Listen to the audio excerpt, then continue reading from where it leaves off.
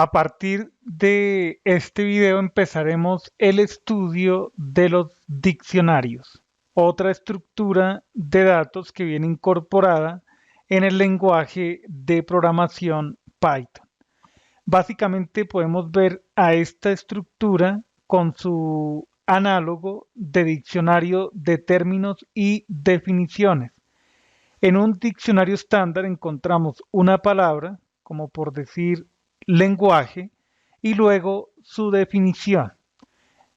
Estamos ante una estructura que tiene una palabra y una definición. En términos de Python, podemos decir que tenemos una llave y un valor. La llave es equivalente a la palabra y el valor es equivalente a la definición. Ok, entonces aquí ya nos hallamos dentro de Jupyter Notebook. Damos clic aquí en el botón New y utilizamos la opción que dice Python 3, que es la que viene incorporada en Anaconda. La instalación de Anaconda se realizó al inicio de este taller Pandas, en los primeros 5 videos. Damos clic aquí en Python 3 y se crea un nuevo notebook. Asignemos un nombre. Este caso sería el archivo, el notebook número 6, T001. Este es el taller 06, diccionarios. Damos clic en el botón Rename. Ok. Dejemos esta celda como un comentario. Escribamos aquí diccionario. Podemos realizar una definición de diccionario en términos de Python. Es una estructura de datos que permite organizar la información usando llaves y valores. Entonces podríamos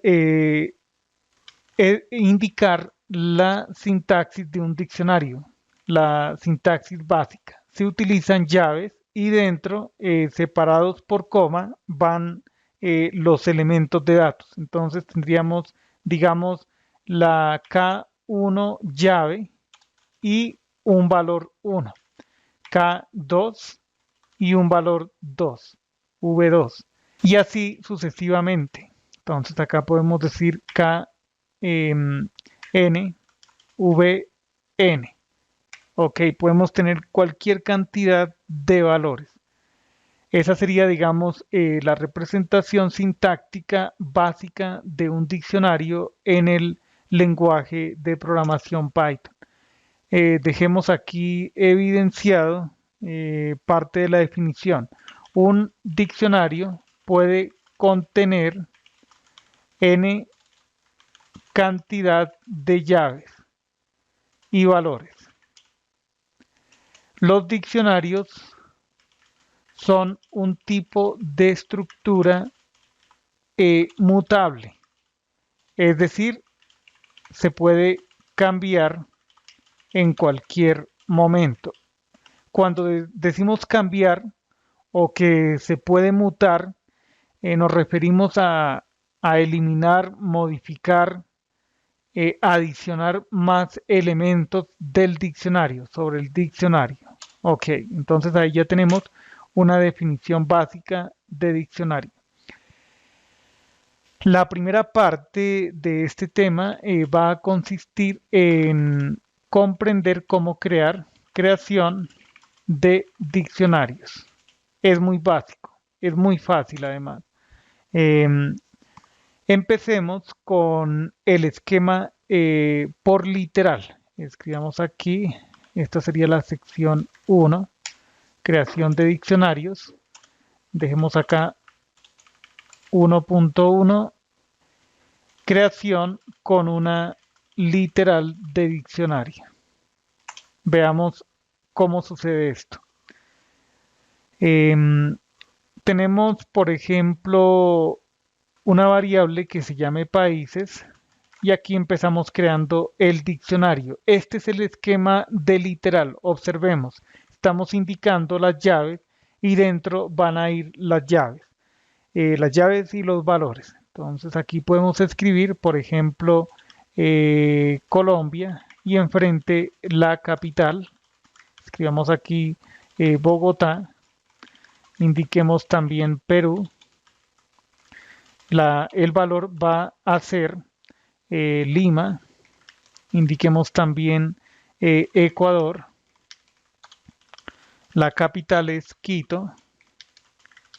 Argentina. Buenos Aires. Eso tiene que ir como cadena de caracteres. Buenos Aires. Listo.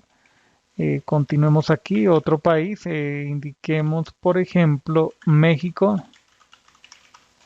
Y escribimos como valor para ese país Ciudad de México.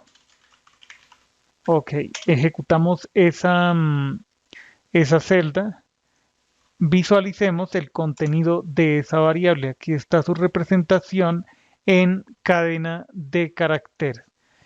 Preguntemos por el tipo de dato de esa variable países. Dice que es de tipo dict, es un diccionario. Este sería, digamos, el nombre para ese tipo de dato. Dict. Se refiere a los diccionarios. Preguntemos, aquí utilizamos la función len para averiguar cuántos elementos tiene esa variable diccionario. Debe aparecer 5, hay 5 países. Ejecutamos y efectivamente eso es lo que aparece. Así podemos crear entonces un diccionario utilizando el esquema de literal de diccionario. Escribimos las llaves y luego eh, definimos cada una de las llaves y sus respectivos valores. Voy a escribir aquí una nota importante. Escribamos acá nota importante. Nota importante. Ok, las llaves de los diccionarios deben ser objetos inmutables, que no cambien. Es decir, cuando hablamos de objetos inmutables nos referimos, por ejemplo, a las cadenas de caracteres, es decir, a los objetos string, a los números, sean reales, enteros o reales. Bajemos un poco, ahí está bien. También nos referimos, por ejemplo, a las tuplas. En la sección anterior trabajamos con las tuplas y entendimos qué significa que una tupla sea inmutable, que no, los elementos no pueden cambiar una vez definidos. Entonces tenemos esa restricción. Las llaves deben ser objetos inmutables, que no cambian. Por ejemplo, a la hora de crear este diccionario, definimos cuántas llaves, 5, Colombia, Perú, Ecuador, Argentina y México. Todas esas llaves son de tipo string, son cadenas de caracteres y las cadenas de caracteres son objetos inmutables que no cambian. Cada vez que creamos una cadena de caracteres, se define un nuevo elemento en la memoria del sistema para referirse a esa cadena de caracteres y ese objeto es inmutable, no cambia. Entonces, los diccionarios, digamos, tienen esa restricción, pero son realmente eficientes en tiempo de recuperación de información. Ok. En el siguiente video exploraremos el segundo esquema de creación de diccionarios. De acuerdo, que consiste en el uso de la clase dict. Ya veremos cómo funciona esa parte. Hasta entonces.